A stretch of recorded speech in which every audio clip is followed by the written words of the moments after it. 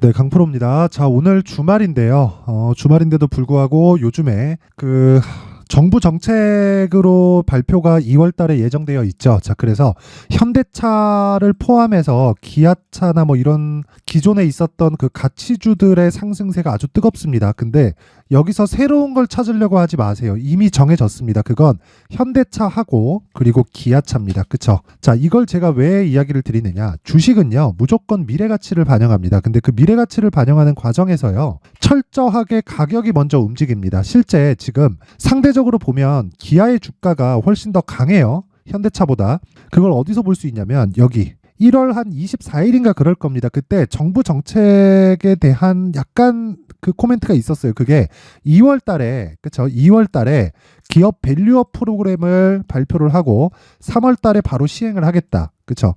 자, 그게 왜 나왔냐면 이 내용 때문에 그렇습니다. 내용 한번 보시면 중국보다도 낮은 주주 환원율, 코리아 디스카운트 부추기고 있다. 그쵸? 증시 저평가를 들여다보겠다는 정부. 이거를 제가 간단하게 이야기를 해드릴게요. 한국 시장은 만년 저평가 주식이 많습니다. 근데 여기서 이야기를 하는 주주 환원율이 낮아서, 그쵸? 주주 환원율이 낮아서 이런 상황이 벌어진다. 이것도 어느 정도까지는 영향을 미칠 수 있어요. 근데 우리나라는 오너의 개념이 있죠. 그리고 세습하는 좀 그런 상황이 있습니다. 생각해 보시면요. 애플을 포함해서 뭐 미국에 있는 유수의 기업들은 세습을 하지 않죠. 자기 자식한테 내가 하고 있는, 그쵸? 내가 하고 있는 이 기업을 상속은 하지만 물려주진 않아요. 그쵸?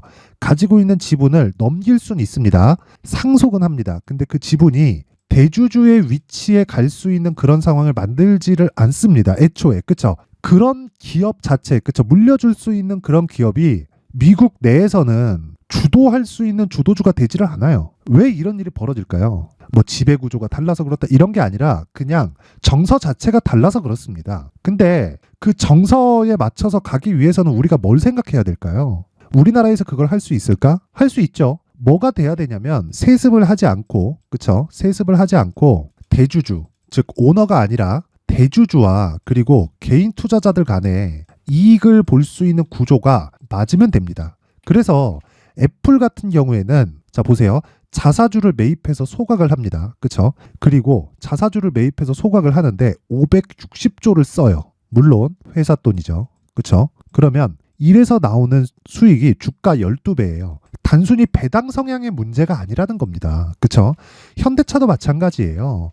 현대차도 오너 경영을 하고 있죠. 자, 그리고 실적 한번 볼게요. 기아의 실적이 최근에는 더 좋은데 2020년도 들어서 기아의 실적을 보잖아요. 그러면 1년, 2년, 3년 동안 어느 정도 성장했죠? 5배, 그 이상 성장을 했습니다. 그래서 주가가 어떻게 됐죠? 신고가를 갔어요. 언제? 12월 달에. 그쵸? 어이가 없는 상황이죠. 여기 보시면요.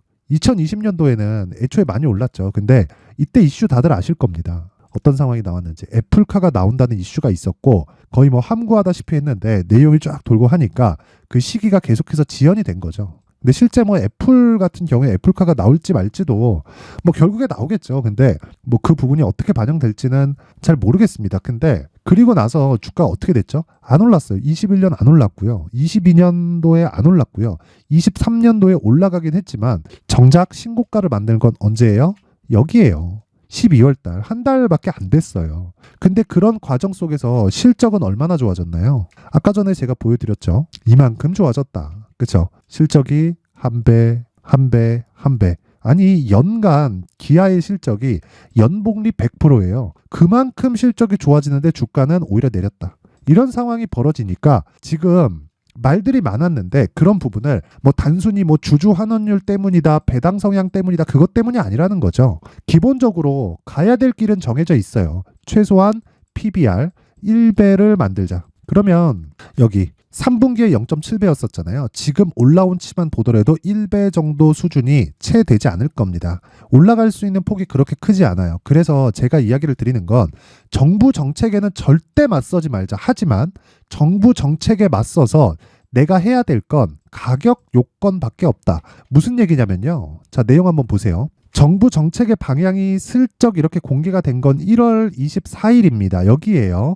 그리고 나서 시세가 이렇게 쭉 발생해서 한 40% 정도 올랐는데 이대로 갈 것 같잖아요. 아니에요. 여기서 조정받을 겁니다. 그런데 왜 이런 종목이 신고가를 간 종목에서 발생을 하냐는 겁니다. 그러면 우리가 매매를 해야 될 건 뭐예요? 새로운 주식을 찾지 말자. 기아, 현대, 금융주, 보험주 정해진 겁니다. 그래서 지금 봐야 될 건 신고가 중에 정부 정책에 방향하고 맞는 주식을 찾자. 그게 현대차와 기아입니다. 그 내용에 대한 말씀을 드리는 거고, 그걸 이해하려면 그쵸? 가격에 대한 이해가 필요하고, 다른 신고가 종목을 내가 병행해서 매매했을 때 그쵸? 현대차와 기아의 조정 구간을 기다리면서 매매를 할 수 있다. 단순하게요. 뭐 어디와 뭐 밸류에이션을 계산하고 이럴 필요가 없어요. 애초에 그쵸? 정부 정책의 처음 이 방향을 언급한 건 1월 24일 요 날입니다. 그쵸? 1월 24일 날 얘기하고 25일부터 시세가 딱 나오기 시작한 거예요. 근데 12월 달에 이미 신고가를 갔다고요. 그러면 이게 오르기 전에 이야기를 한 게 아니라 이미 신고가를 간 이후에 우리는 추적 관찰을 하고 있어야 되는 종목인 겁니다. 기아도 그렇고 현대차는 아직 부족했죠. 그러면 우리가 뭘 해야 될지는 뻔한 거다. 현대차와 기아 중에 매매하거나, 그리고 포트폴리오를 구성해야 되는데 금융 그리고 보험 쪽. 그쵸? 그러면 금융과 보험 그리고 이쪽에서 어떤 정책이 나오면 추가적으로 상승할까요? 정확하게 제가 말씀드렸죠. 소각, 뭐를? 자사주를. 그게 답입니다. 그쵸? 그러면 그걸 기다릴 때까지 우리가 해야 되는 건 신고가 종목을 추적하자. 그쵸? 그래서 제가 소통방에 대해서 계속해서 이야기를 드리는 겁니다. 자, 내용 한번 보시면 실제 제가 거래한 내용을 동일하게 올려둡니다. 그리고 제가 실제 거래한 내용을 토대로 이야기를 드릴 텐데, 자, 내용 한번 보시면 2월 2일 같은 경우에 그쵸? 금요일입니다. 정확하게 보여드릴게요. 코세스. 자, 내용 보시면 15% 수익. 언제? 1월 25일, 29일. 그리고 하락하니까 또 산 겁니다. 그쵸? 수익 얼마? 15.49%. 그리고 코리아 FT. 자, 내용 보시면 제가 계속해서 매수를 이어오고 있죠. 그쵸? 근데 어떤 종목이에요? 신고가 종목이다. 근데 코리아 FT는 뭐예요? 자동차 부품주다. 그쵸? 그럼 지금 뭐가 더 강합니까? 현대차, 기아차가 강하다. 관련되어 있는 종목을 지금 지속적으로 공략을 했을 때 수익이 어떻겠습니까? 현대차, 기아차가 조정받을 때 충분한 수익을 낼 수 있는 구조를 만들어가고 있다는 거죠. 자, 올려서 봐도 마찬가지입니다. 비트컴퓨터. 자, 비트컴퓨터 보세요. 요날 제가 7% 수익 보고 단타치고 빠졌습니다. 이거 분봉으로 체크해보면 명확하게 나오는데, 정확하게 제가 시가에 공략한 내용을 보여드리고 있고, 그리고 딱 55분 만에 7% 수익 보고 빠진 겁니다. 수익률을 정확하게 확인이 가능합니다. 7.03%. 이건 매매 비용까지 다 빠진 거예요. 하루에 보고 끝낸 겁니다. 자, 그러면 이런 종목이 어떤 종목인지 답이 나온 거죠. 뭐예요? 신고가 종목이다. 그쵸? 그러면 우리가 집중해서 매매를 해야 될 건 뭐겠어요? 신고가 종목이라는 겁니다. 그랬을 때 기업 밸류업 프로그램으로 이어지는 연결되어 있는 매매까지 모두 다 할 수 있다. 그쵸? 이게 답입니다. 자, 그래서 내가 매매하는 과정에서 정말 막 손절하고 있고 어렵다 하시는 분들은 소통방으로 들어오시고요. 무료로 진행을 합니다. 왜 그러냐면요. 제가 채널 성장이 목적이라서 그래요. 돈 안 받고요. 구독과 좋아요 꼭 좀 부탁드리고요. 상단에 있는 전화번호로 참여. 자, 참여라고 문자를 보내주시면 제가 소통방 입장 링크를 순차적으로 공유를 해드리도록 하겠습니다. 자, 그리고 제가 2월 달에 신고가 종목을 매매를 하면서 단기적으로 막 7에서 10%, 그쵸? 그리고 많게는 20에서 30%까지 수익을 어떻게 볼 수 있는지 그 내용에 대한 부분을 강의를 할 건데, 그 부분을 여기 신고가 검색기 그리고 수익 모델에 대한 두 가지 챕터로 해서 제가 강의를 진행합니다. 물론 소통방에서 진행하고 있고, 이 내용도 제가 사전에 공개를 할 텐데요. 이것도 채널 성장을 위해서 무료로 공개를 할 텐데, 이 내용도요. 구독과 좋아요 꼭 좀 부탁드리고요. 상단에 있는 전화번호로 참여. 자, 참여라고 문자를 보내주시면 제가 소통방 입장 링크와 신고가 검색기 그리고 수익 모델에 대한 내용까지 함께 공유를 해드리도록 하겠습니다. 자, 다시 현대차, 기아차로 돌아와서 보면 내용 진짜 간단합니다. 애초에 갈 놈은 정해져 있다. 그쵸? 2월 달에 정부 정책의 방향이 발표가 된다. 근데 갈 놈은 정해져 있다는 거예요. 그게 뭐예요? 현대차, 기아차다. 아까 전에 제가 보여드렸죠. 코리아 FT 같은 관련되어 있는 종목들을 하더라도 신고가를 추적해서 내가 매매를 하자. 그리고 그 기준이 되는 건 철저하게 가격 전략을 세워야 되고, 보유 기간을 최소한으로 낮추는 것이 중요한데, 그게 보유 전략입니다. 그리고 기간은 2주입니다. 2주. 철저하게 2주 안에 내가 수익을 전환시킬 수 있는 가격대를 잡는 게 이슈에 대한 파악, 그리고 현대차, 기아차 밸류에이션 할 필요 없습니다. 밸류에이션은 의미가 없어요. 밸류에이션 이거 한다고 한들 정부에서 어떤 정책 나올 것 같아요? 자사주 매입 소각을 의무적으로 어느 정도 비율상으로 하라, 또는 잉여금 몇 프로 정도 이상으로 높여놓지 마라, 이런 거를 강제할 수 있을까요? 아니에요. 이건 정서의 문제입니다. 그렇죠? 그래서 우리는 철저하게 가격에 맞춰서 매매를 해야 되고, 기본적으로 PBR 1배가 되면 정부 정책은 성공입니다. 그렇죠? 그러면 정부 정책의 성공까지 그 이상을 바라지 말고 우리는 그 구간에서 먹을 수 있는 가격대를 찾자. 그게 여기 현대차의 가격 그리고 단기 보유 전략입니다. 단기 보유 전략 뭐라 그랬어요? 아까 전에 제가 소통방에서 이야기 드렸죠.